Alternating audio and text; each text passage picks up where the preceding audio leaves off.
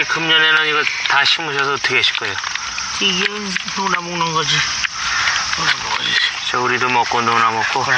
농사 짓고 가축 키우면서 이제 대농 돼가지고 결혼해서 또 지금 계신 가족들하고 행복하게 사는 거.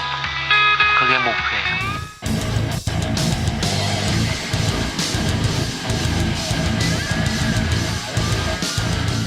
농촌기획자이기도 하고요. 농사펀드의 현대는 대표이사를 맡고 있는 박종범이고요.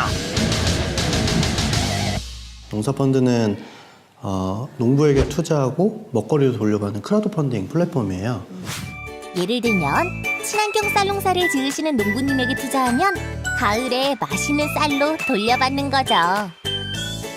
투자한 사람은 농부님이 어떻게 농사 짓는지 알 수 있어서 믿음이 가고, 농부님은 농사 지을 때 필요한 돈을 모을 수 있어서 빚 없이 농사 지을 수 있고, 생산자와 소비자가 모두 좋은 새로운 방식이에요. 노동력이 부족한 거, 제가 좋아하는 할아버지들도 돌아가신 분도 있고, 그분이 돌아가시면 그분이 지켜왔던 논이나 밭이나 지역의 이야기들이 없어지는 거거든요. 그런 것들이 사실은 되게 소중한 것들이고 이어져야 되는 건데, 그 지역에선 그걸 이어받을 사람들이 되게 부족하죠. 살아오시면서 이어왔던 것들을 우리가 어떻게 잘 이어갈까, 다음 세대. 그런 고민들이 굉장히 많이 필요한 시기인 것 같아요. 이제 그 중에서 제일 큰 거는 농사 방법인데, 전통적인 농업 방식을 잃어버리고 있거든요. 연구개발해서 만들어내는 새로운 기술은 불과 10년도 채 안 되는 기술이지만, 그분들이 이어온 거는 과장해서 말하면 1000년이 넘는 기술이거든요. 사실은 연구해볼 가치가 있는데 낡은 것으로 대하는 게 좀 문제긴 하죠.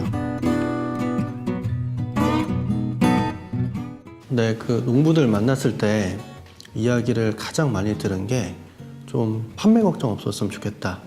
빚을 지지 않고 농사 짓게 하는 사회 시스템은 별로 없더라고요. 결국에는 제가 보는 거는 현금 흐름의 문제라고 봤고, 이 현금 흐름을 좀 역전시킬 수 있는 방법이 있을까를 찾다가 이제 해외 크라우드 펀딩이라고 하는 것들을 알게 되고, 크라우드 펀딩은 결국에는 도구이긴 하지만 농촌에서의 현금 흐름을 좀 바꾸는 방법 중에 하나였던 거예요, 저한테는. 내가 먹는 걸 누가 어떻게 농사 지었지를 알게 되는 게 가장 큰 차이예요.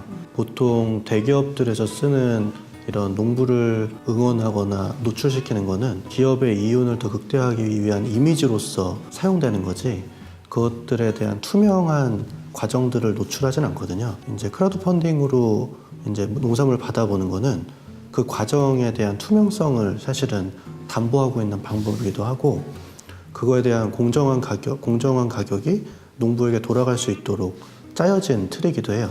나중에 시장에 이렇게 출하했을 때 중간 유통 비용으로 빠지는 것들이 굉장히 많은데, 그런 것들 없이 소비자랑 저희를 통해서 연결되다 보니까 만약에 10,000원을 내더라도 사실 받게 되는 농산물의 품질이나 양은 한 11,000원에서 12,000원 정도의 먹거리를 받게 되는 거예요. 그래서 가격적으로도 사실은 이득이 있는 겁니다. 이 소비자의 투자를 통해서 계속해서 조금 더 나은 것들을 시도를 계속 하시거든요. 그래서 매년 품질은 올라가고 있어요. 농사가 그렇게 해서 잘 됐을 때 잉여 농산물을 더 추가로 받기도 하시고, 그래서 작년 같은 경우에는 쌀에 투자하셨던 분들은 원래 한 80kg 받으셔야 되는데 120kg 정도 받으신 분들 계시거든요. 그런 것들에 대한 재미를 느끼기 시작하면 농사펀드는 투자하고 먹을 때까지 좀 시간이 필요하긴 한데, 처음엔 기다리는 느낌이었다가 나중에는 농부를 믿고 신경 쓰지 않아도 되는 느낌으로 바뀌더라고요. 그래서 그런 것들이 아마 좋은 이용 포인트가 되지 않을까.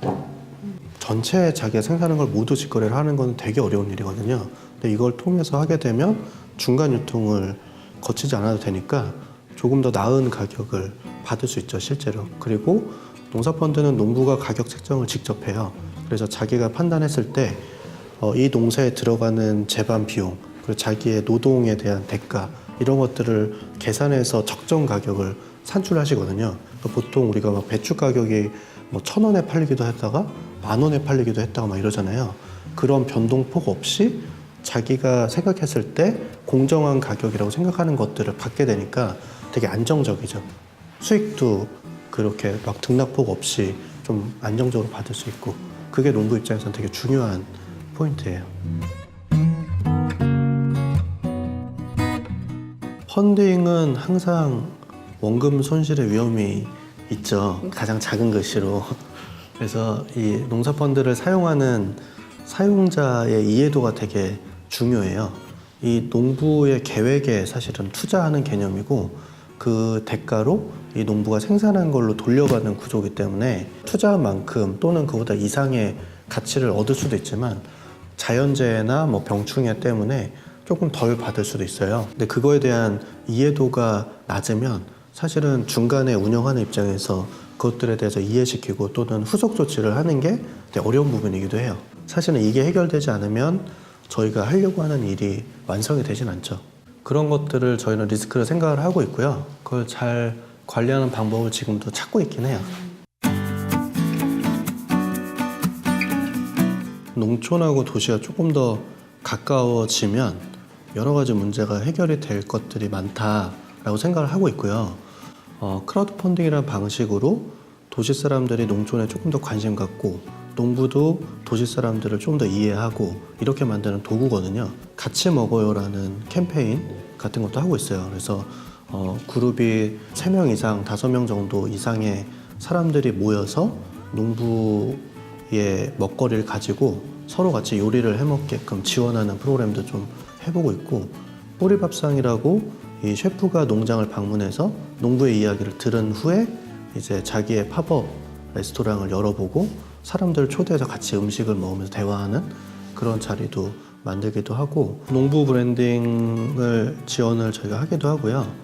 지역에서 이런 문화예술 분야랑 좀 접목시켜서 이 농장의 운영을 좀 개선해보는 뭐 아니면 그 농가에서 생산물을 좀 다르게 디자인을 변경한다든지 이런 것들도 시범적으로 하고 있어요. 그래서 그런 것들이 농가에게 어떻게 이익이 되는지를 테스트도 해보고 실제 그거를 크라우드 펀딩으로 도시 소비자한테 전달을 또 해보기도 하고 그런 일들 하고 있고 개인적으로는 사실은 농촌의 복지 문제에 관심이 좀 많거든요. 보통 부부가 일을 하시잖아요. 점심을 이제 먹기 위해서 한 명이 점심을 차리러 가면 노동력이 50%로 줄어드는 거예요.